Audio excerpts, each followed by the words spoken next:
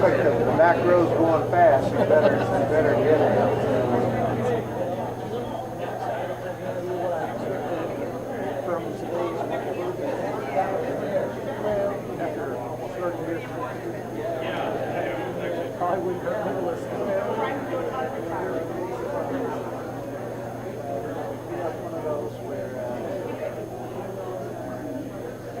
Respect part of civilization. So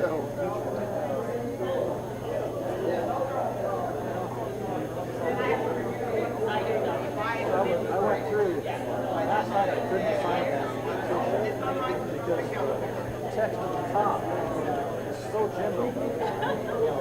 But I went online last night and looked at the proposed bill.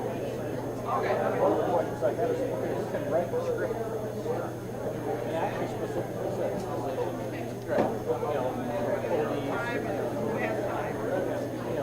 reputable medical professional. So it can't be you or me right now.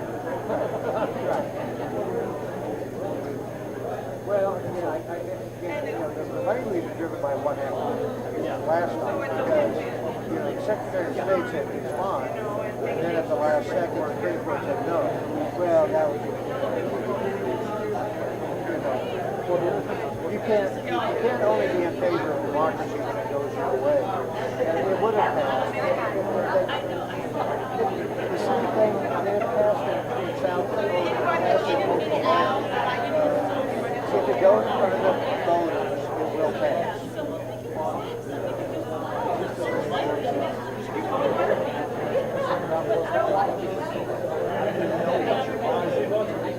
Well, then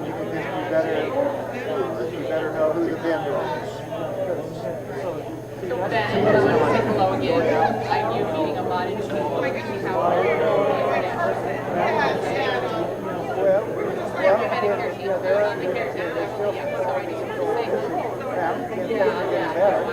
In the Old West, when you went into school in order to list it, what were you doing? You know exactly what I'm telling you. It's not like this has never happened before. So that's like, if you know anyone that does CPDs, the Sweetwater people,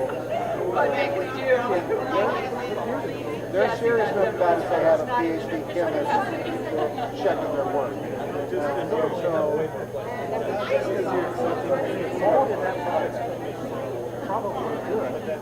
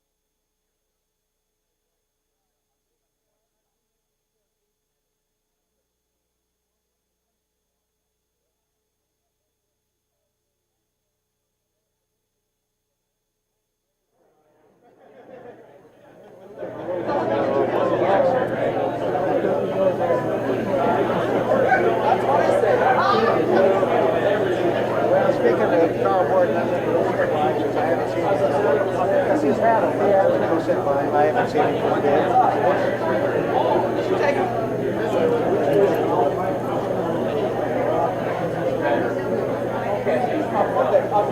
Yep. Thank you.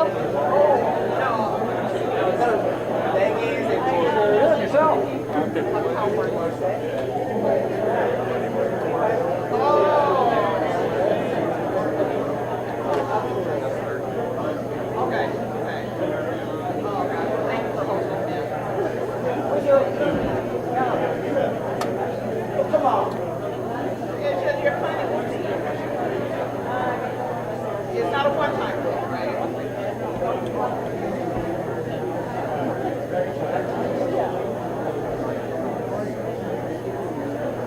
Look, oh my God, oh God.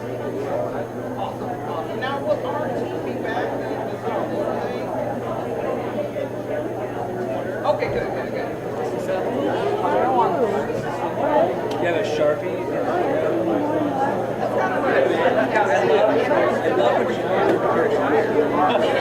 Yeah, you guys have this shirt. I'm pretty sure this is Bunko.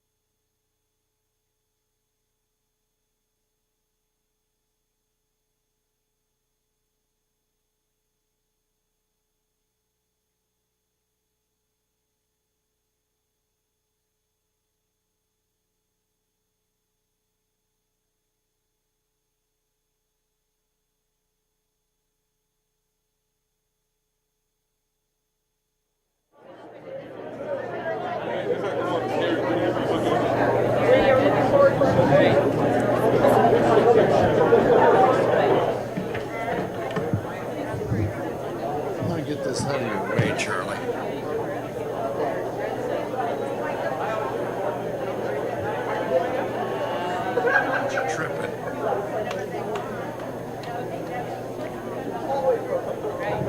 Good afternoon.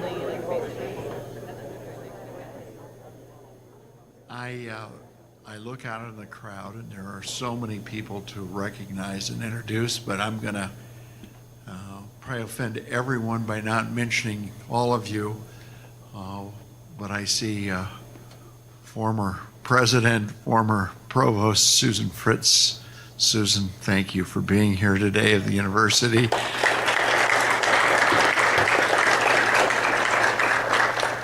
David Jackson, what a pleasure to see you here. You're here often from the provost's office and every other job they've given you to do at the university, which is many. We are glad to see you here. Thank you as well.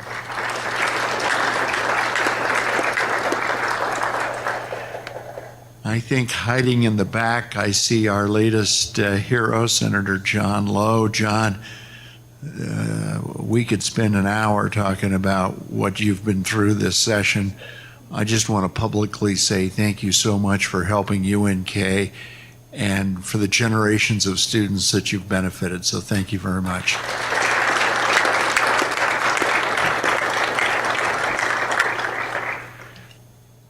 I don't know whether today is a great day or a sad day. A little bit of both, perhaps.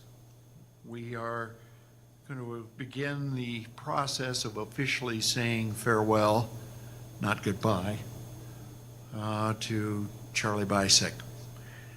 My guess is he's touched each and every one of you professionally, perhaps personally, whether it's been guidance, a laugh, a shoulder to listen to, but he has been an absolute rock for this campus for a number of years.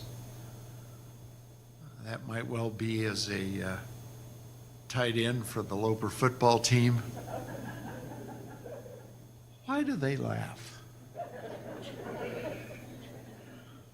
You know, speed's not everything it's cracked up to be. Hands perhaps aren't all they're cracked up to be, but the desire is strong. Charlie obviously comes by this naturally, his love of the institution. His father, a longtime faculty member who I think likewise had a love of the institution and of students, and at least as best I can determine, Charlie was extremely popular with the students, the undergraduate students. And you've picked right up where he left off. And so we've got that. You obviously have gained your skills and abilities from the teaching in the harder areas, those freshmen in high school. Did you go down to 7th grade? I don't know. My mother said only mothers can love 7th graders. But my guess is you were really good with them as well. Out to the University of California system, back here as a faculty member, to be able to lead the biology department and really be able to be the godfather, if you will, of online education, where people said it couldn't be done, and if it was done, it couldn't be done well, and you proved them wrong in both accounts. But Charlie then went off and honed his skills as a dean. Luckily, he came back as the senior vice chancellor. We had not had a senior vice chancellor. We sort of created that title because we knew how good Charlie was. Charlie's been a tremendous partner. He has a vision that I am so comfortable with. He has a desire that exceeds everyone that I know of to be able to do the right things for students. And yes, he cares for each and every one of the staff and the faculty, but we're in 2nd and 3rd place. Who's in 1st place are those students who come in, and what is the experience they're going to have? What is the knowledge that we're going to try to give them? What's the understanding we want them to have? Charlie's been extremely successful in that area. But he's also had a wide variety of great ideas and vision and the ability to execute that. And whether it is with the Health Science Education Complex, our new rural health building, whether it's really a number of other academic initiatives across, whether it's with Embry, whether it's serving on the NRD boards to serve the community, Charlie does it with one thing in mind, and that's with class, grace, and purpose. And we are so lucky, Charlie, to have had your service. This may sound like a eulogy. I realize that you have not passed. But I want to tell you how important Charlie Bicek has been to this institution. We would not be where we're at today, and we will not be going where we're going tomorrow without Charlie. As in the life of all institutions, every good thing must come to an end. Now, Charlie's service will not totally end the 1st of July. He's agreed to stay on and help us with transitions with the Med Center, of which they trust him greatly, and he knows them well. I had talked to Charlie a little bit about it. I said, you know, don't you really want to have one last conversation where you tell everybody what you really think? It's surprising. I expect he'd say, oh, no. He jumped right at it. Sure. Here's my chance. Luckily, Dr. Longo intervened and put a little more sanity to the approach, and that's what we have this afternoon. A program really dedicated to the academic academy, the lifeblood and the purpose of the university. Why and how we do what we do, to many is a mystery, but to all of you, it's your purpose. It's why we're here every day. And it's my great opportunity to introduce Charlie, ask him to come and deliver that academic address. I don't know, if you get angry and you want to walk out, it's okay. My guess is not. And then we're lucky to have two wonderful guests with us, and I'll introduce them later, to be able to have a panel discussion, which is really, I think, the hallmark of our campus and the approach that we take to so many things is that it's multidisciplinary, it's multi-views about what's best for the institution with one thing in mind. And that is what's in the best interest of the student. And so I am excited to listen. I hope you will as well. It's my great pleasure at this time to introduce to you our Senior Vice Chancellor for Academic Affairs, Dr. Charlie Bicek. Charlie?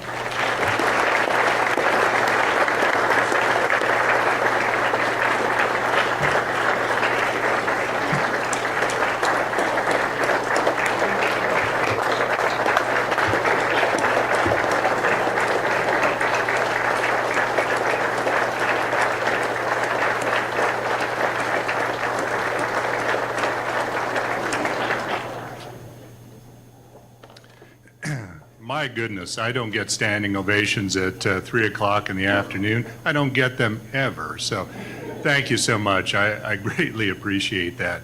And my goodness, there are far more people here than I suspected would show. So now I'm really interested to hear what I have to say. So we'll see what that is. I do need to take a moment to introduce my family. Strong, long-time support. It's been so important to me. My wife, Marilyn.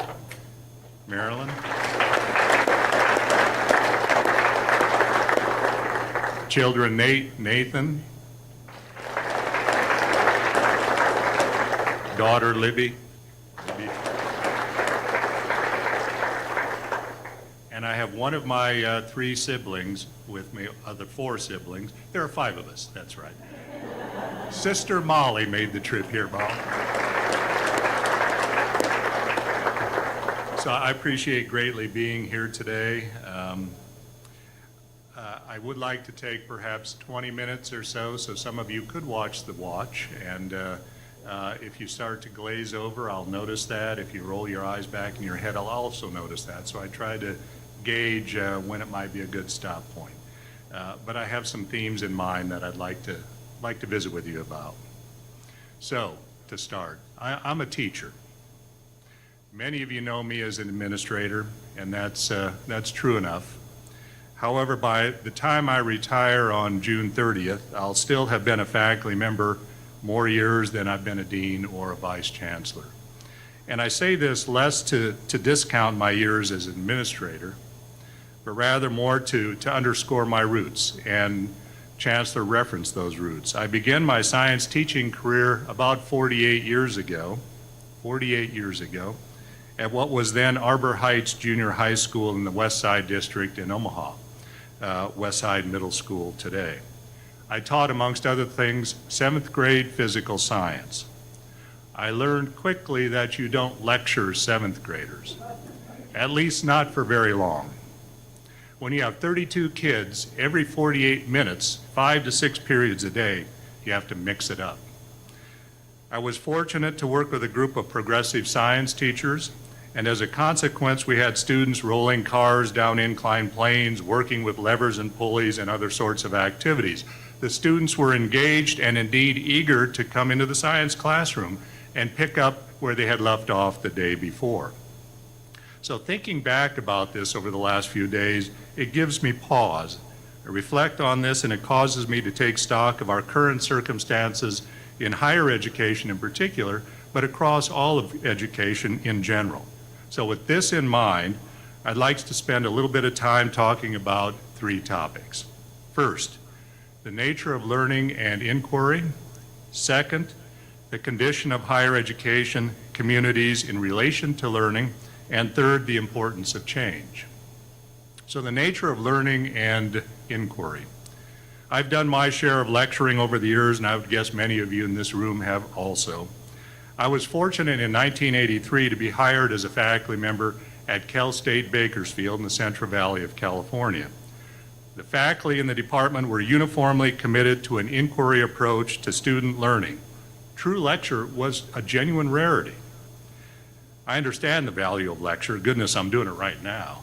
But at the same time, I've long been haunted by, I guess, what I would call paradoxes or conflicts, intellectual conflicts in the way I view the learning environment around me. So let me suggest 5 of those conflicts, although I'm sure there are many more than 5. So the first of those, content versus process. To think critically, obviously, one must have something to think about. However, I think it's probably the ways of thinking, the process that persists with a student through his or her life. After all, the half-life of information in many rapidly changing areas, certainly in the sciences, may be 10 years or less. During a pandemic, it may be a matter of months, frankly. So content versus process, how do we balance those? That's the first. A second that strikes me is analysis versus synthesis. To analyze something means to examine the parts that make up the whole. Yet at the same time, to combine or synthesize the parts is perhaps the best, maybe not the only way, but perhaps the best to understand the whole. In other words, the whole is greater than the sum of the parts, be it an automobile engine, be it a political party, be it a grass plant, be it an ecosystem. A third paradox, complete versus incomplete. Something that is understood as complete at one point in time or presumed to be fully resolved, at a later point, because of changes in our knowledge and understanding, becomes very incomplete. And to me, one of the best examples of that is the story of genetics. It was very much a Mendelian worldview pre-1953, and with the Watson and Crick discovery of the DNA molecule, my goodness, it's a molecular world that changes by leaps and bounds. So what was considered complete and rendered as such, certainly in textbooks at one point in time, is now very incomplete. So there's a paradox there. When is something complete? When is it not? A fourth, objective versus subjective. How do we balance objectivity and subjectivity? While one may strive for objectivity as we attempt in science, we can't help but realize that we are subjective. We can't help but be. We're human. That's part of the human condition. I recall a discussion some years ago about the biases inherent in the ACT exams. I used to write questions for the ACT exams. And while the questions were rigorously uniform, 375-word essays, 20 multiple choice questions, each question with 5 foils, and each of the foils had to have distinct properties or characteristics: analytical, synthetic, evaluative, comprehension. I can say the word comprehension. I can't comprehend that. Comprehension. And so I would send in my essay with my 20 questions to Princeton, New Jersey, and they would send it back and says, "Very nice, Dr. Bicek, but you gave us 383 words and we told you 375. We told you 5 analytical questions, 4 evaluative, 3 synthetic, et cetera, and you mixed up the order and didn't give us what we needed." So they're very rigorous in terms of the mechanical format, but at the same time, I knew my limitations. It's important to know those limitations. Each of us has. And I couldn't help but bring the baggage of my experiences and who I am to how I wrote those questions. And I remember that to this day. This preceded the discussions of the last 10 years, going back 30 years, in terms of the frailties of standardized testing. The point is objectivity and subjectivity. How do we contend with our human condition in that regard? And I'll just give you one more. A fifth that strikes me is value-free versus value-laden. We all carry belief systems to how we view the world. These belief systems may include social or cultural, political, religious, scientific, certainly economic. You all know people who are driven first by the bottom line. What's the cost? What's the benefit? Perhaps what's in it for me? So those belief systems are central to who we are, and we have to recognize them. Sometimes we don't.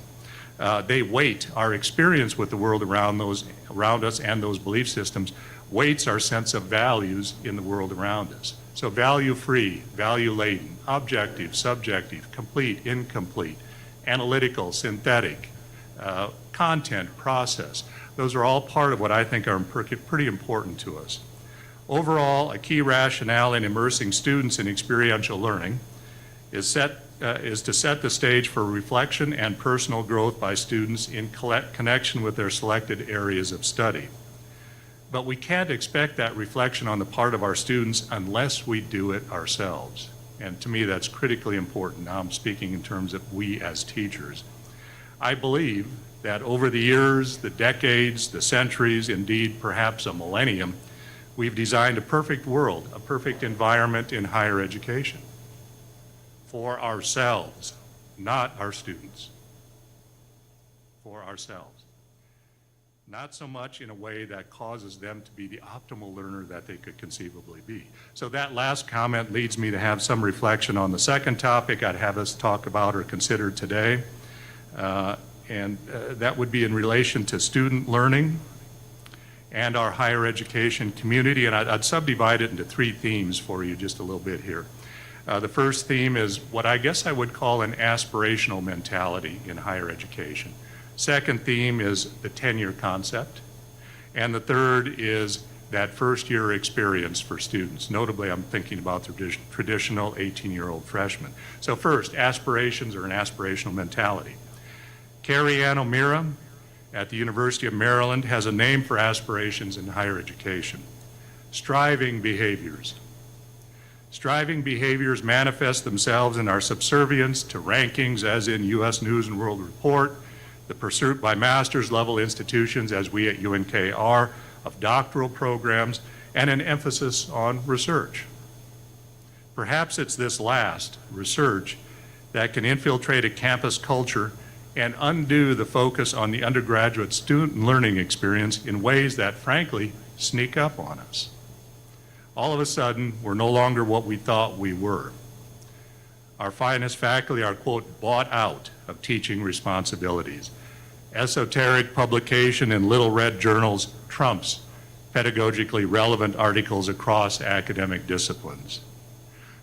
Don't get me wrong, I fully appreciate the importance of research, no question. Indeed, advancement of knowledge has revolutionized our life on Earth. But we ought to examine our motivations for conducting research.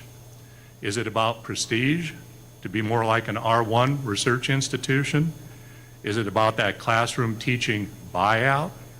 Is it because publications seem to be more measurable in terms of an indicator of productivity? Or is it because currency and relevance in an academic discipline is readily maintained when we conduct research? If it's this last motivation, then we ought to stay that course, as this campus so admirably does. As I look at, I see so many of you who do this so well.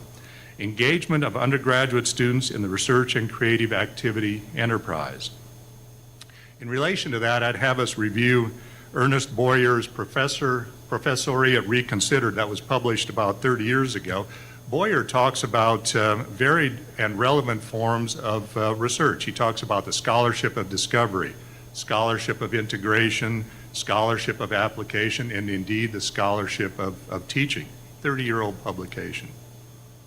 As faculty, as professionals in the academy, we have and must have expectations of one another. This leads me to the second of those themes within this area, our condition in the higher ed community, and that's tenure. The American Association of University Professors, AAUP, states that, quote, "The principal purpose of tenure is to safeguard academic freedom, which is necessary for all who teach and conduct research in higher education. When faculty members can lose their positions because of their speech, publications, or research findings, they cannot properly fulfill their core responsibilities to advance and transmit knowledge," end quote. I get that. Having earned tenure on 2 different campuses in 2 different university systems, indeed I do get that, and I understand the sound rationale. However, I think there are some problems with our current tenure model. George Mahaffey, who's the former Vice President of Academic Leadership and Change, I've always loved George's title, Vice President of Academic Leadership and Change for ASCU, the American Association for State Colleges and Universities, states well the 2 key concerns I have, and this is my phrasing of those concerns. First, tenure separates faculty from everyone else who works on campus, or indeed in most other capacity in our community.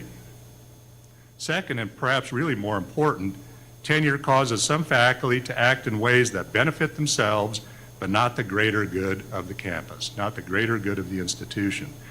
They have the luxury or perhaps notoriety of acting in self-interest without regard to the collective good. Now that said, I value individualism, but I also value community. So I think tenure can actually be a wedge between these values. I described earlier 5 paradoxes in regard to learning and teaching. This individual and collective dichotomy is probably another example of a sort of paradox, and if I were to digress here, and I'm trying to stay scripted, if I were, there are probably half a dozen other paradoxes of this nature that we could examine. But these are influences in our daily lives on a university campus that we don't always unpack as perhaps we should. I'm not suggesting we do away with tenure, but I do believe that we need a new way of thinking, one that more readily takes into account the shared mission of the university and the collective good. So I would say let's all pull in the same direction, doing so by combining our diverse expertise, experience, and talents. Now, just as I say that, I have been in higher education for 39 years. I know that pull all in the same direction will not be uniform, and indeed I would be suspicious if it were. There are those instances when there should be diversity amongst ideas, and there should be diversity amongst units across a campus. But that general pull ought to be characterized by a common focus on the student experience. That leads me to the third sub-theme within the condition of the higher education or the university world, and that would be the importance of change. Change for the sake of change is not appealing to me, but by contrast, betterment of the student experience and the work environment for faculty and staff is really very appealing. Change in higher education may be driven by technology. Certainly we've seen that in the last 2+ years, by declining state-aided budgets, which has characterized, Chancellor, my entire career. Year by year, it's incrementally decreased, and that's the state of public education, higher education across the nation. Influenced by declining state-aided budgets, by the dynamics of workforce need and demand, by pandemics. So change is driven externally by any number of factors. Regardless, our response ought to be driven first and foremost by the nature and needs of our students. I've said before, as have others like George Mahaffey, that we have created a perfect environment in higher education for ourselves, but not for our students. And that is what has to change, no question about it. I think the change ought to be focused on life's big questions. Who am I? What I want to do with my life? What obligations do I have to others? How should I live my life? And the question for us is, how do we guide students in this mode of self-discovery? I've long thought that our approach to the student-centered learning environment ought to be much less about the lecture format and more about interactive learning, inquiry-based instruction, student engagement, hands-on learning, and whatever handle you'd like to prefer with regard to what constitutes meaningful internalized learning on the part of students. For me to say this is not much of a risk, nor is it exactly cutting edge. The inquiry-based mode of instruction called the Biological Sciences Curriculum Study, BSCS, was begun in the late 50s and thrived through the 1960s into the 1970s. It was all about that inquiry approach. The Interactive Intermediate Science Curriculum Study curriculum, ISCS, that I utilized with 7th graders in 1974 actually has its strong connection to the guidance of AAUP, as I mentioned, American Association of University Professors, who, I'll quote from AAUP, well, it's a paraphrase, I guess, I've got here, that research undertaken in our universities ought to be linked with the quality undergraduate learning experience. You know when that was said? When the AAUP was guiding us in the 1930s. So, goodness, if you think about this in a way, for that matter, this goes back to the ancient and effective Socratic method of a couple of millennia ago. So it's not new. It's our rediscovery and courage to implement in the right kind of way on behalf of our students. So, with that in mind, why do we often defy? We defy both the powerful qualitative and quantitative evidence and cling to our lecture mode of instruction. The mode that has that first-year student, the freshman, struggling to understand what we teachers expect under the guise of an artificial contrivance of a grading system so as to be able to get an A or a B or to even survive a course.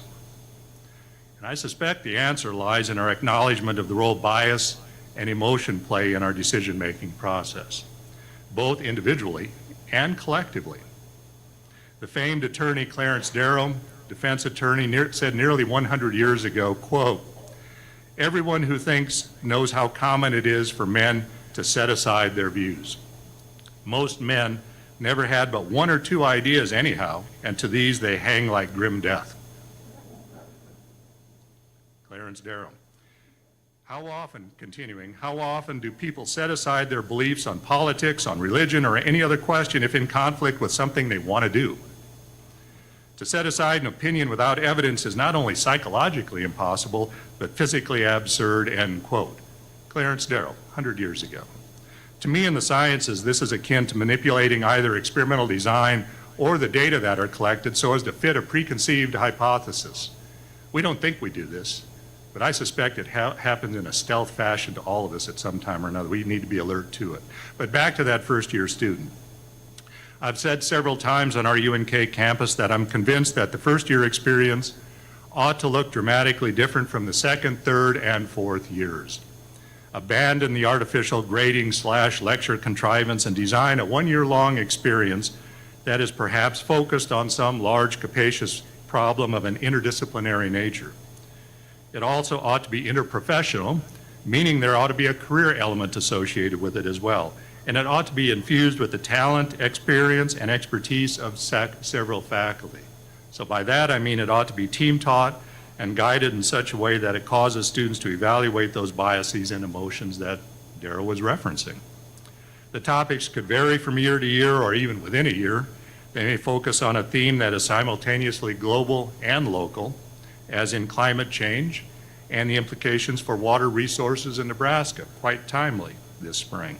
I don't know how the logistics play out for this. I've tried to understand them, I've tried to work through them, because we all know indeed there are significant challenges in relation to faculty workload, assessment, and the like. But regardless, I'm convinced that change of a dramatic revolutionary nature must trump slower evolutionary change in our university curriculum. Let me say that again. I kind of stumbled over it. I thought it was really a slick sentence when I wrote it sometime. I am convinced that change of a dramatic revolutionary nature must trump slower evolutionary change in our university curriculum. Just prior to the start, we were talking about the speed or lack thereof at which we make change in higher education. So, well, I've spoken enough. I think it's important, though, to leave you with two thoughts. And the first, aside from my criticisms of the Academy, and I've displayed several here in the last few minutes, I believe we continue to do good, admirable, and laudatory work. I see shining examples in this room of people who work authentically for change, authentically for the betterment of the student and the betterment of the student experience, and that means by extension not only the betterment of the UNK community, the Kearney community, and points well beyond. So you all serving the citizens of Nebraska for whom we work really well. You are people who truly understand the purpose and power in guiding students to pursue answers to those core questions surrounding the human condition. Who am I? What do I want to do with my life? What obligations do I have to others? How should I live my life? That's the first thought. The second thought I'll leave you with, and trust me, I'll be done very shortly. I've spent 39 years as a faculty member and administrator in higher education, and am very grateful for having been given the opportunity and afforded the support of so many. I've had the true luxury and privilege of working across the university, across all academic units. I was thinking about how I could articulate or characterize this a little more emphatically or maybe a little more clearly. So said another way, when I was a newly minted assistant professor, I could think of nothing more important professionally, academically, than plant ecophysiology, like all of you, right? Plant ecophysiology is where the world is. And so that's how one views early in one's career, perhaps. Then I became a department chair, and that changed from plant ecophysiology to biology. Well, what's more important than biology? Then I became a dean of a college of natural sciences. What's more important than the sciences? Chemistry, physics, biology, math, statistics, engineering. I now have been for 13 years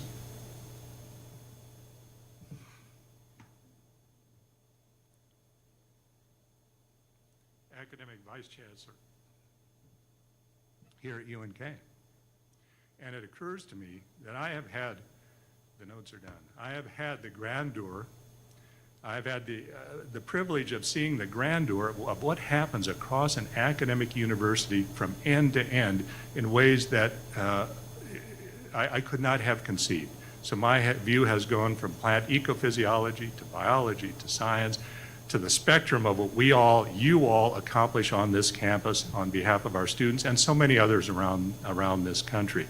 So although I leave you with some perhaps provocative questions about student learning and inquiry, about change on campus, about the concept of tenure, about what we ought to be doing, the reality is you all work daily to do things to the best of your ability and do so very successfully. Thank you.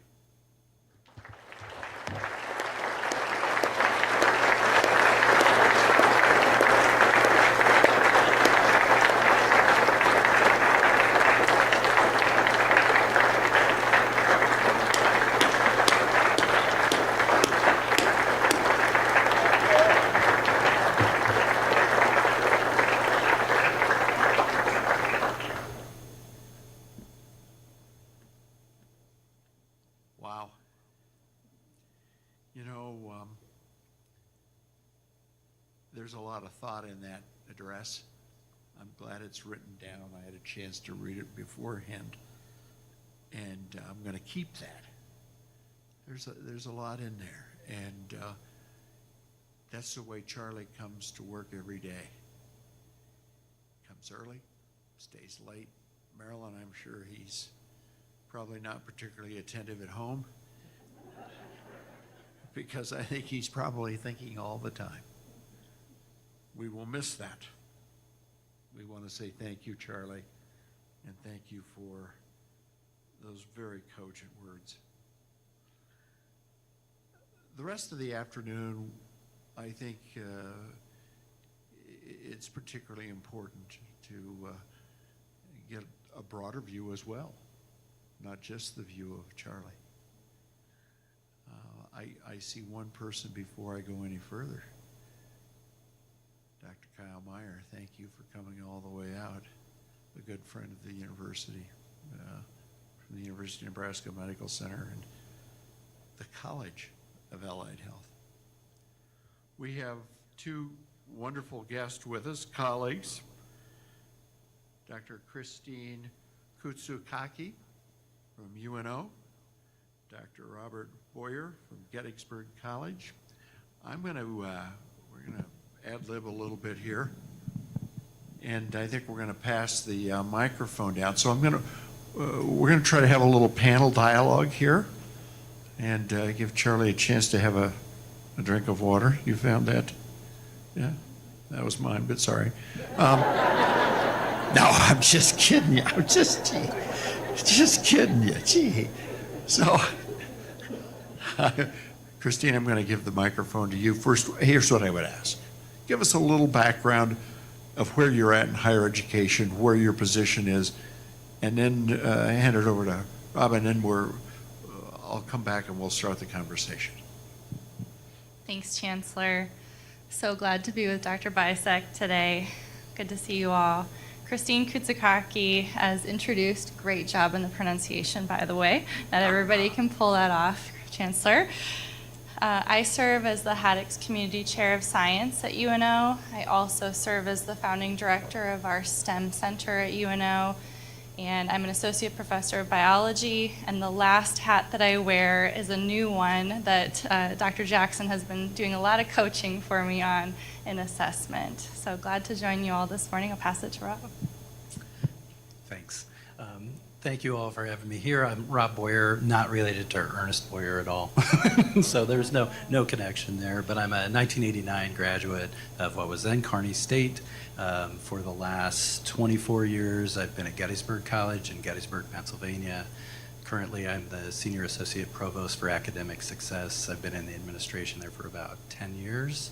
I'm also a political science faculty member, and this summer I'll be leaving Gettysburg to go to Hiram College in Ohio to be the Vice President for Academic Affairs and Dean of the college there. So thank you all for having me here. I will say I had not been on this campus since May of 1989, and speaking of transformations, it's amazing. This has really changed, and I actually texted my wife before and said, this is so much nicer than when we were here. So congratulations. Well, we'll give you a map so you don't get lost. That's a common response from many people who've not been here in, let's say, 15 or 20 years, is that the campus has changed, and Charlie's had a lot to do with that. So this afternoon, we'd like to talk a little bit about the state of the academy. Where are we at? Perhaps why we do what we do, but let's look a little bit in the future as well as to where you think we're going. So that's a very broad introduction, but let's start with the state of academy. I'm going to give Charlie just a little more time to recharge, and I'll hand her down. Thanks so much. So, when Charlie shared his remarks, one of the things that really stood out to me was the active learning and the experiential learning that he shared with us about. The other thing that really stood out to me was the teacher researcher that he shared. The idea that being a teacher makes us better researchers, and vice versa. Being researchers really makes us more effective teachers. And I think that's a great way for the academy to continue. I can tell you from my time here on the UNK campus, it was really that experiential learning that made a tremendous difference for me. It's one thing to read and hear about science. It's a whole other thing to do science. And now as a trained scientist, I'm able to bring a lot of those processes to the things that I do that are non-science-y. I've been a biomedical researcher and even become a discipline-based education researcher. So quantitative and qualitative data, which all the biomedical researchers are like, what are you doing? Going to the dark side. But now I can see how the qualitative data inform the quantitative data. And so I think that really speaks to Charlie's points about the need to be interdisciplinary. We have teams that we bring together, not only from one department, but across colleges within a university, across content areas. We work outside of the institution and engage community partners and industry partners, nonprofits, corporations, consortia, you name it, government, right? All because everybody has a slightly different perspective, And that really makes all of our work better. And of course, when we're talking about student preparation, that's what they need, because they're going to work with a variety of stakeholders. And they need to be able to converse with all of those different groups and understand what might be of value to one group, and it's mutually beneficial. And you talked about partnerships and what's in it for me. And I think some of the most effective partnerships that we've had have really been the everybody wins.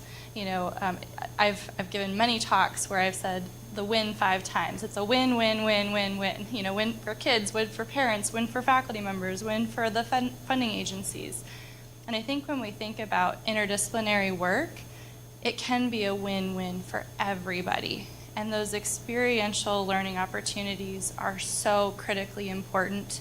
You know, when I was a kid going off to college, I heard, you know, if you can get an internship, you'll get a job. I'm like, ooh, internship, gotta get a job. But now it's really those experiential learning opportunities, whatever format they take, you know, internship, research experience, what have you, that's the way for students to be prepared for the future, because that's what they're going to walk into, and they need to be able to add value and network. Networking always just felt gross to me, but I had a colleague describe it as sharing value. And I heard Charlie say value over and over again. You know, how can we be value laden? How can we add value to others? And I think networking is one of those ways we can add value. What does someone else need? Oh, okay, we have expertise in that area, or we know how to connect you with that particular area. So I really love the experiential learning, the teacher researcher, thinking about ways we can support students in active learning all around. And I have more comments about kind of an entrepreneurial mindset, but I don't want to hog the mic, so I'm going to pass it on. I should have gone first. You're hard to no, because you're hard to follow. I think I agree with what Christine said, and I think I would only add that on that value. One of the things that I've spent the last 24 years in liberal arts colleges, and there's this idea that somehow liberal arts colleges and places like UNK are that different, and we're not. My experience at Kearney was very much preparatory for what I think is a good liberal arts education. And I think Charlie talking about value and the value to the community, that's really what education started as when you go way back historically.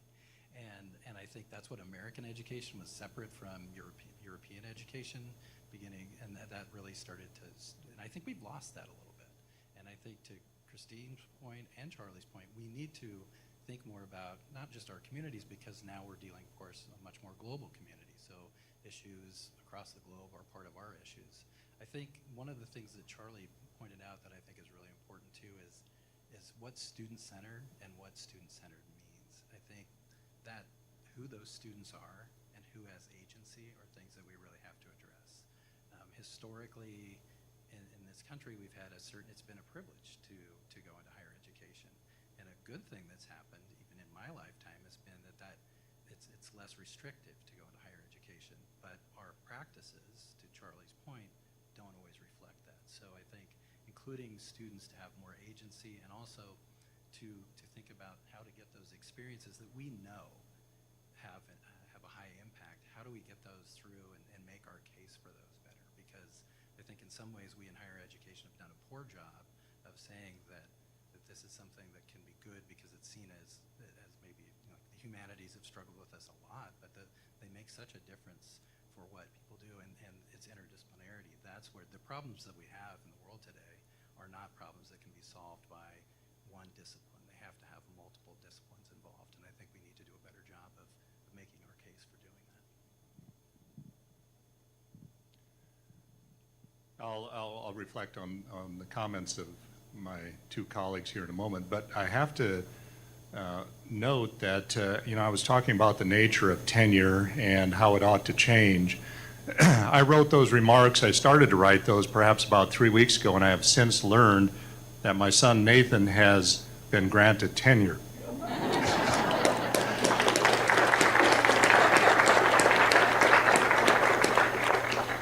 At UNL in the College of Architecture. And so that causes me less to retract my comments about tenure, but more to think deeply about what the implications are going forward in terms of how we ought to look in the future. What I gather in listening to Rob and Christine just now is the importance of recognizing the commonality that exists in life, and certainly that exists in the academy, in higher education. It's easy for us to identify differences. That's UNO, this is Kearney, this is a private liberal arts institution, this is a regional state university, but the reality is the commonalities are far greater than the differences. Once we recognize those commonalities, that allows us to make connections in ways that perhaps were not even a gleam in our eye until we opened our minds. And I won't protract this, Chancellor, but I do have to comment on our relationship with the medical center and our fine friendship that began, frankly, Kyle, with you, Kyle Meyer. 2010, 2011, as Provost Fritz knows, we were always under budgetary constraints. We're always in some state of compression and reduction and budget cutting. At that time, we were facing a dire $50 million prospective cut across the university system. So one mentality in reaction to that can be, and it was mine at first, and I imagine, Doug, yours as well, what are we going to cut? Where are we going to look? Should we go across the board and give a 10 and a 12 and a 13% reduction proportionally to each unit? That changed. This was revolutionary. That changed into thinking, well, what ought we to be and where ought we to go? And that led to, Kyle, our fine friendship that actually led to expansion of undergraduate and graduate nursing at UNK, but then also for the first time in 2015, half a dozen of the programs in the College of Allied Health Professions, PT, PA, MLS, imaging, radiography, sonography. Now we're on the cusp of expanding to include 3 other colleges, even as we're thinking about budget cutting at this time. 3 other colleges, medicine, pharmacy, and public health. So I think that notion, that reality of opportunity springs from looking at what's common amongst us, even as we recognize that there are differences, what's common and what strengths come from leveraging one another positively. All 3 of you talked about value and about the bigger picture. And let me just take a topic, let's say study abroad or interaction with students who are not on our campus but elsewhere. Many would question the value of that because it delays graduation or it doesn't add to my major. Could you help us understand, if you believe that that's important, and if you don't, I think I'd be really interested as well. But what is the nature of that? What is that value, and how do you articulate that? So I better answer this right, because Gettysburg sends about 3/4 of our students abroad for one semester too. Yeah, I think that it is. So I think there are 2 parts of that question. One, is there a way to incorporate it so that it doesn't slow down and change the value of education? And because that's one of the things that we've been more cognizant of. And it's expensive to do that. And it's always, like here, Gettysburg has faced cutbacks, and that's one of the things we've struggled with is we want to maintain that. Why do we want to maintain that? There's plenty of evidence to show that it's transformational for people's lives. Plenty of evidence to show that in this world, even if you think of it as a transactional important thing, there is something that's important for getting a job, which is a lot of times what we deal with. In the world today, you're going to deal with people from different cultures. Study abroad is the best way that we know to have students experience that, and so it actually has a part of someone's individual development that can be advantageous. But way beyond that, too, it can transform because it tells us a lot more about ourselves. One of the things that Rick Detweiler has just written this book about the liberal arts, which I would strongly encourage people to read because it's not really about liberal arts colleges, it's about practices.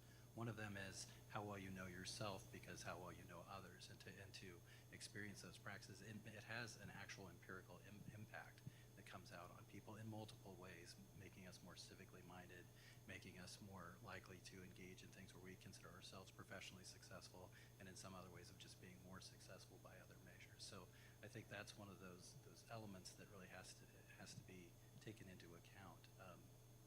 I think, I'll just say this, I'm a comparative political scientist, and I would talk in my intro comparative class, I would ask how many of my students had been abroad, and first-year students. And years ago, Gettysburg was much wealthier in terms of the student body.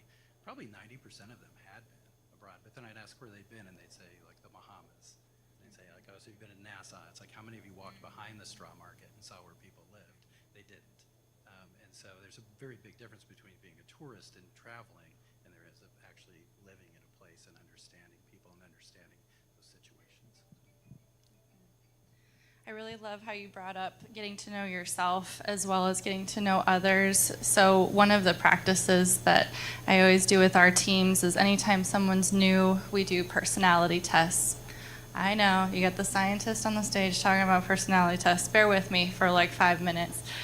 So these tests, you know, for whatever, you know, wherever you fall on, whether you think they are helpful or not helpful, they get people to start talking about themselves.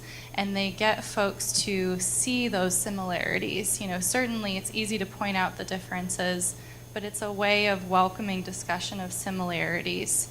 And so I think that travel abroad helps to facilitate those very things, asking students to think about themselves, just as Rob said, and then thinking about how they may align in other situations. But perhaps the most important thing is getting them out of their comfort zone, you know, and anything that we can do to get students out of their comfort zone, I think is a huge blessing, because they are going to be forced out of their comfort zone so many times. Why not give them that opportunity when they still have the support network of you all to make sure that they're okay at the end of the day? So getting comfortable with being uncomfortable. I tell my students this all the time, and they're always like, oh, Dr. C, gosh, what are you talking about? I don't want to be uncomfortable. I ordered from Grubhub so I wouldn't have to go to the store today. You know, and so I get it, but gosh, I just think of the transformative times for me in my life, and it was always when I was way out of my comfort zone. And once I got past it and looking back, thought, oh, okay, well, I can handle anything else then if I made it through that, right? So it's just those types of experiences. And of course, the reality of business today is that we are a global society. And so, you know, taking some of the intellectual property that students create within the academy and commercializing that worldwide is a value to the institution, a value to the student, a value to the state. You know, it just expands. It's one of those win-win-win situations, right? So getting comfortable being uncomfortable by forcing students out of their comfort zone is another value added. Can I make a comment? Day. Well, I'll make it a little bit personal then, a little latitude to be. Both my children did study abroad experiences, Libby in Panama. I remember how that changed you and how important that was, as well as being a fair amount of fun, as I recall, too. And I guess now this is a confession. Is this a public forum that allows? I think we're streaming, so you're probably as public as you want to be. It's too late. I've started on this path. I started this job ostensibly on March 1st, 2009, so I came somewhat mid-semester. But I asked Chancellor if I could have a couple of extra days. It was a Saturday, February 28th in Austin, and I had a foundation event on my prior campus, and I always felt like you work where you work until you don't work there anymore. So I met that obligation, and then I came, I think, on the 2nd, and then I begged to be allowed to take another day or two to the 4th. And then son Nathan was preparing for a study abroad in Germany. And so I was here a day, and then I told Tammy, this is Executive Associate Tammy, this is spring break week, so it was somewhat quiet. But I said, well, I'm going to be gone for a couple of days. So I'm sure her first thought was, this guy shows up, sort of works part-time one day, and then disappears. But the point I'm getting to in terms of, and I hope we've worked it out over the years, Tammy. But the point I'm getting to in terms of study abroad is watching son Nathan walk down the concourse of that huge airport in Omaha was it Concourse A or Concourse B, 1 or 2, I don't, but, and thinking he's going to be gone for like 8 months, and he'll be on the other side of the planet, just as your daughters, Doug, had study abroad. And that's going to be a remarkable changing experience. All I'm doing is personalizing what the two of you have said. It touches back to parents, it touches back to we faculty on campuses as well. This did kind of turn into true confessions. I would reflect, obviously, you're right. I had a daughter who went to the Czech Republic, and I had a daughter who spent a semester in Baltimore, which is probably more of a foreign country than the Czech Republic.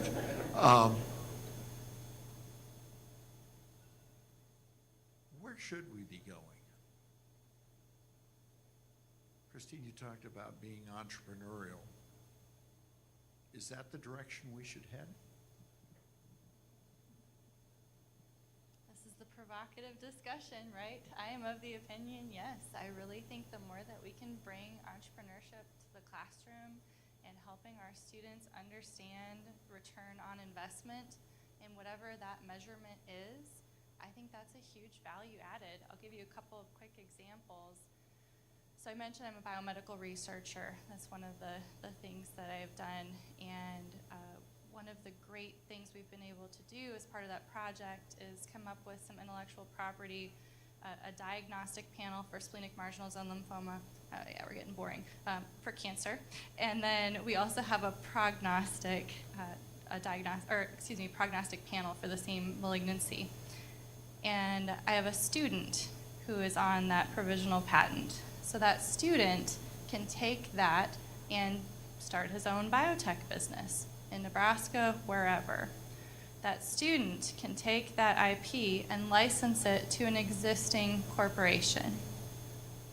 That student can say, I don't really care about this, give it to the next student. That student can say, I'd like to give this intellectual property away to the Leukemia and Lymphoma Society. It's the student's call. But those are all really important business decisions, and those are the types of decisions that folks will have to make over and over. Okay, I have $1 million budget. What's it going to go to? How much of it will be staff time? How much of it will be scholarships? How much of it will be supplies, right? We're always making those types of decisions. And so it's giving students that agency to make those decisions. We just did another pilot project where we're trying to figure out what would encourage more students to go into entrepreneurship from the sciences. A lot of my students, perhaps unsurprisingly, say, I want to be a medical doctor. I'm like, why? But okay, that's great. Let's get you there, right? So Med Center will be calling me in like 5 minutes. But the idea is, having students become more knowledgeable about the process of decision making and being able to be aware of the ways they can contribute.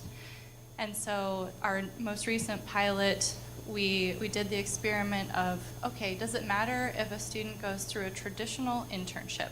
They get placed with a local company and their primary mentor is at that company, but they have a secondary mentor at the university. Does that model work? The second experimental group was, okay, here is some intellectual property that you can develop out as your own business. You're the CEO. We'll help you go after the SBIR grants. We'll help you get started with your business. Does giving them more flexibility and more ownership encourage more of that entrepreneurial mindset? And then the third is kind of a mix of the two, of you don't have to be CEO. We'll help you develop this out. Somebody else is going to own this, but you get to see every part of the business, from developing the business plan to getting the financing, so on and so forth.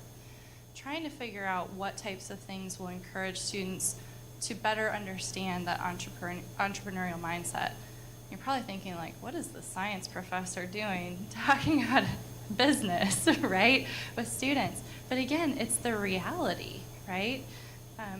Anybody who's written a grant for a federal agency has had to do the budgeting. Anyone who has commercialized a university invention has gone through this very process. It's different, right? But I think it's really a value added for all stakeholders, which again has been part of our messaging today. And these are opportunities that can be brought to the classroom through a traditional experience. It can be through an internship, the experiential learning. It can be packaged however. But I think the idea is of how are we adding value? How are we bringing more revenue? How are we bringing more value to our stakeholders? How are we sharing out that story? Part of value is sharing that story, right? Going and speaking with different groups and sharing what the university is doing and how that directly affects them, how it directly touches them. Providing newsletters or, media of some kinds to help share out that word. That's a value proposition, right? So that's more of what I mean about that. Did you want to add anything? Just quickly, I would add that I think a lot of times entrepreneurship is problem solving, right? And so a lot of students today, in my experience, want to be involved with problem solving. And in my experience also, some faculty colleagues of mine have had difficulty because they always think of it as being business-based. But we also pushed into social entrepreneurship because students had interest in that. So I think the problem-solving aspect of it, though, is something that definitely, just Charlie, when you're talking about adding the connection with the health center, that's entrepreneurial. And we tend to think of it fairly narrowly, I think, and sometimes in some of our areas, but I definitely think what Christine's doing is A, both impressive and B, necessary. So. These two are good. I think all three are pretty good. I'm going to look at Peter for time. Can we go a little bit longer, Peter?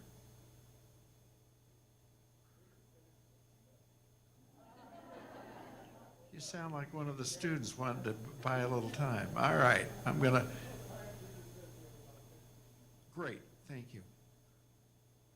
One of the things that comes up so often outside of the academy is the value of the four-year education, the four-year degree. Isn't it more important to get a trade or a skill, do it quickly, enter the workforce, and the value of the four-year degree becomes questioned? How would you articulate that? What is that value? Or is there? Maybe they're right. I think it's a good question. What's the construct that said that there is some mastery of a particular area of study that leads to a profitable career and a personally and professionally satisfying life and addresses those questions I was talking about earlier? Who am I? What ought I to do in this life? What are my obligations to others, and how should I go about this? Do you get that in a four-year degree? So I'm answering in a rhetorical way, Doug, because I think it is an important question. It's a construct that dates back a little bit like the millenniums comment I was making earlier. For thousands of years, we've done things a certain way because that's the way we have done things. So I obviously have not answered the question, but reinforced that it's one we need to ask. I was waiting for a millennial joke there, Charlie, and I was gonna. I can tell you from personal experience that the undergraduate experience changed my life, hands down.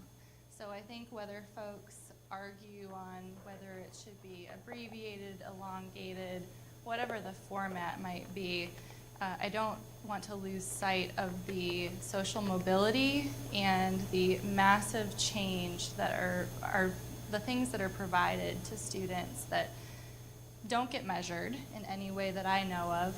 We just did a 10-year longitudinal study on some of our student retention and student placement information, and it was very insightful hearing some of the things that stood out and how that helped students. And so, short of doing those types of studies, we don't really get to read about how a very specific educational experience impacted a student.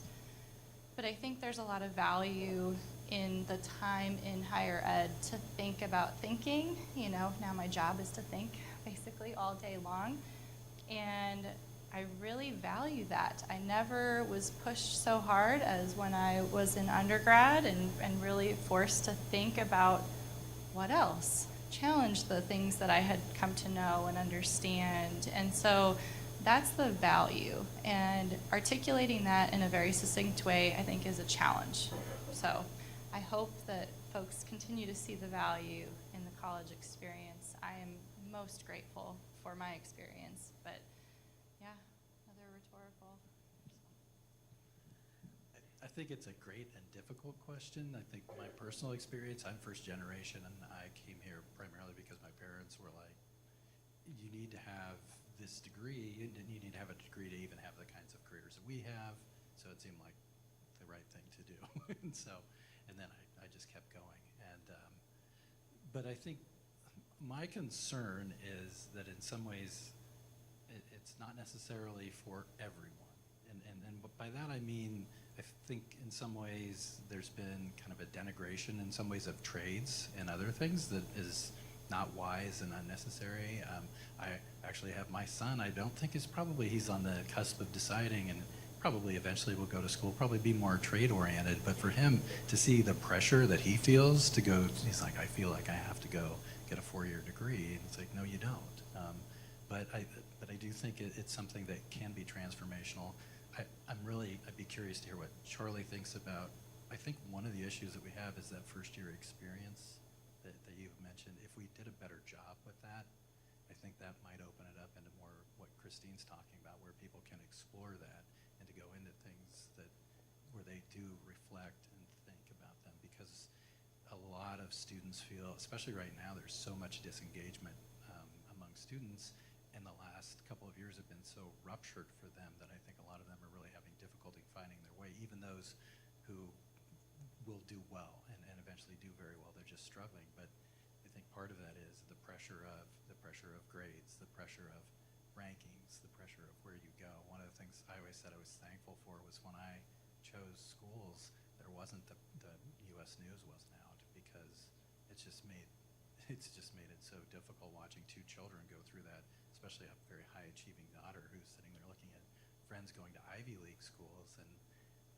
it's a good life lesson, but at the same time you see the stress that an 18-year-old is going through, and I think, what is wrong with us for doing this to our children? So I think in the same way, if someone wants to go, well, if they want to work on a trade, that's great. If they want to do something different, if they want to go into business, that's great too. So I think that that's, as a society, I think we need to think more about that. And of course, where I am at a liberal arts college, we're worried about demographics and changes, and so we want people to come there. Sometimes I feel like we try to sell it in ways that to people who we probably shouldn't be selling it to. So I do think that we need to reflect on that some more. Well, let me say this about that, and 2 elements of this. The first, very quickly, Rob, back to that first year experience, I'd like to make clear that my notion is that it's that first year that ought to be decidedly different, whether that constitutes 30 hours of credit. I know full well, 2nd, 3rd, and 4th years, Derek was here. Is Derek here still? Our mathematician and faculty senate president, Derek, would remind me that you can't make estimates in calculations regarding the construction of a bridge and make an error here or there as you're learning. So there is a decided difference in that first year experience, but the nature of that first year experience can also provide a fine calculus as to what the 2nd, 3rd, and 4th years, the remainder of that time for a student can be. I'd like to circle back just very quickly to transformational. It's a term that both Christine and Rob used. Christine, sitting next to me, is probably the epitome of the model as to what we ought to look like in Nebraska in terms of attracting students who have wonderful experiences in this state and then indeed stay after having come from elsewhere. Minnesota, Christine? Wisconsin. Well, I lived in Minnesota. They're kind of the same. Excuse me. Christine, and my story will be inaccurate, so I'm describing your pathway, but Christine was looking for an institution in which there was active undergraduate research and an opportunity to undertake such work. You came here, landed in our Department of Biology, and happened to be here as a student exactly the 4 years that I was not, 2005 to 2009. 2008? Okay. And so I told you I'd be inaccurate. But then moved on to the medical center, completed a terminal degree on the faculty at UNO, and that was exactly the model 20-some years ago that I was peripheral, but I think the leaders were people like Dave Krause, Tom Rosenquist, Jim Turpin at the Medical Center. If we could get NIH support that drew students like this, completed their careers, not only would there be a lessened brain drain from Nebraska by way of that NIH INBRE support that you mentioned, Doug, but there would be that opportunity to draw students here. So transformational, I would say that in the instances of my two fellow alums, that has been the case with both of you. And I thank you for being here to participate in this conversation. I've been thinking a little from your, are you telling me that Christine is, the key to her success was you not being here?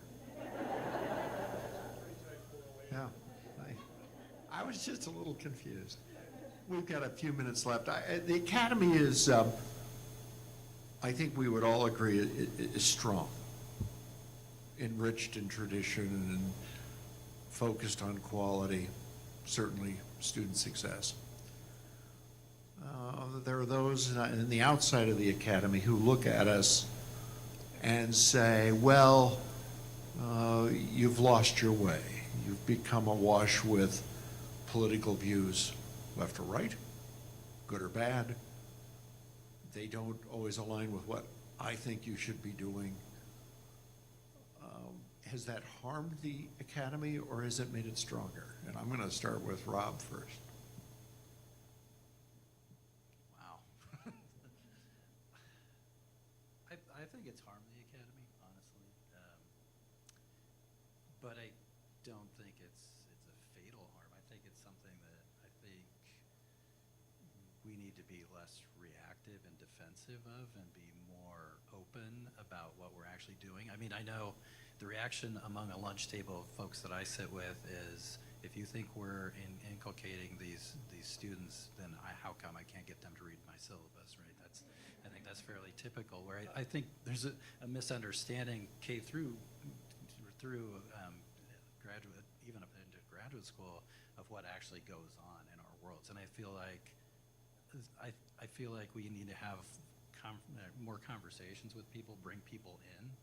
We have it to some extent with us, with our board of trustees, where we need to be better at bringing them into classes so that they can see what actually is going on in those classes. Because when people don't know, they make assumptions, and the assumptions are often wrong. And so I think that, because I think the perception right now is sometimes we draw lines and we say that's not it, that person's an idiot, that person's like on this side of some issue. And there is some risk with inviting people in where they can take things out of context to go the wrong way. But I think right now it's been kind of a defensive position on the part of the Academy that's not particularly helpful for getting people to understand. And that's coming from a private liberal arts perspective, where I think that's kind of where I feel like we've done that. I think it's a little different with public schools. One of my mentors handed me a book called A Perfect Mess. Anyone read that book? Interesting. The title alone got me to read it. It's a story about the history of higher ed and how it has evolved over time, and how despite every odd against us at every single step, the Academy has persevered. And it's made the Academy better. So, A Perfect Mess. If you're looking for some very interesting reading, that's a good one. But again, we've talked about the importance of interdisciplinary collaborations. This is the way to share with folks what we do in the Academy and point out the similarities, not dwell on the differences, but to share the things that are similar and to meet folks where they are instead of trying to dictate what we should or shouldn't do. One of the programs that we started in 2015, so it's run since then, is a teacher-researcher partnership program. And at the onset, it was a little nerve-wracking because it seemed like perhaps some of the faculty might want to share with the teachers how they should be teaching.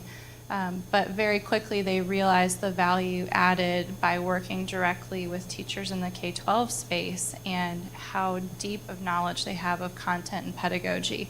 And so it became very quickly what we intended is to be an equal collaboration. But it took a little bit of time and coaching and a little bit of experience for that to happen. And so I think that's the value. That's the way we can share what the Academy is about. There have been some new ideas that include moving away from some of the traditional designations of R1, R2, R3, and we've been in discussion about maybe T1, T2, campuses that are very specifically focused on teaching. What does an exceptional teaching campus look like? Can that be given a designation? So I think branding comes along with it, right? Interdisciplinary conversations, conversing with folks that are non-academics, and thinking about what the brand is on how we share our story. I would just quickly add that we have that responsibility. We have that obligation to articulate and communicate to our community. And I'm thinking about the community beyond UNK, beyond Kearney, indeed beyond the state of Nebraska. It's our responsibility to do so. And that can be accomplished by being on public boards. It can be accomplished by the things that one does in a community, say as a faculty member. It probably isn't accomplished by me trying to stop my neighbor as he's hustling off to go pheasant hunting to explain, here, Doug, is what I did today. His name is Doug. But there are ways that we have an obligation and responsibility to communicate what we're all about in higher education. And you both have expressed that well. So. I think in the last 13 years, you've never come to me and said, here's what I've done today. It's all been good. We could do this much longer. All three of you were insightful, wise, and candid, and that's not a usual combination. And so I appreciate that very much. Charlie, thank you for a wonderful, thoughtful, I know you were headed for a thought-provoking, not a provocable address. You've mission accomplished. Would you all join me in thanking our panel?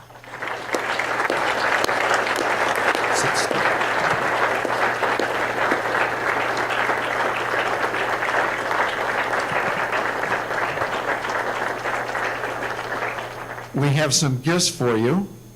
They are a token of our appreciation for the day. Thank you so much for traveling to be with us. And, okay, Christine, I'll turn it over to you. You want the mic? Yeah. Yeah, of course. This is a game show. So we have something for Charlie, which, we can't drive and fly over here without giving you something and making you be embarrassed with a massive sign. So, but on behalf of Rob and I, we're so grateful for this opportunity, and we've just really appreciated your leadership, the opportunity to learn from you, and so we wanted to make a donation to UNK in your name. So thank you so much.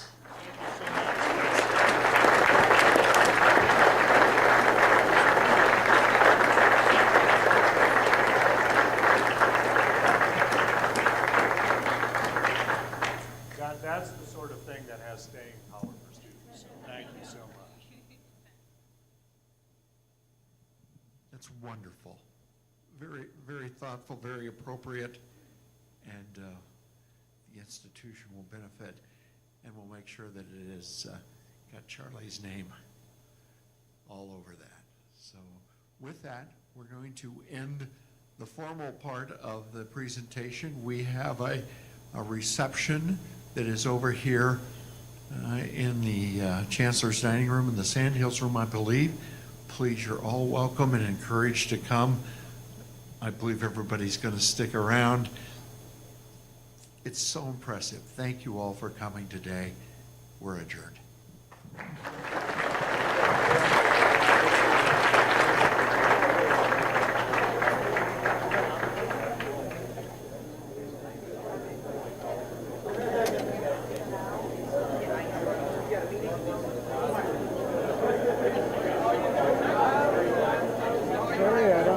See you for months at a time.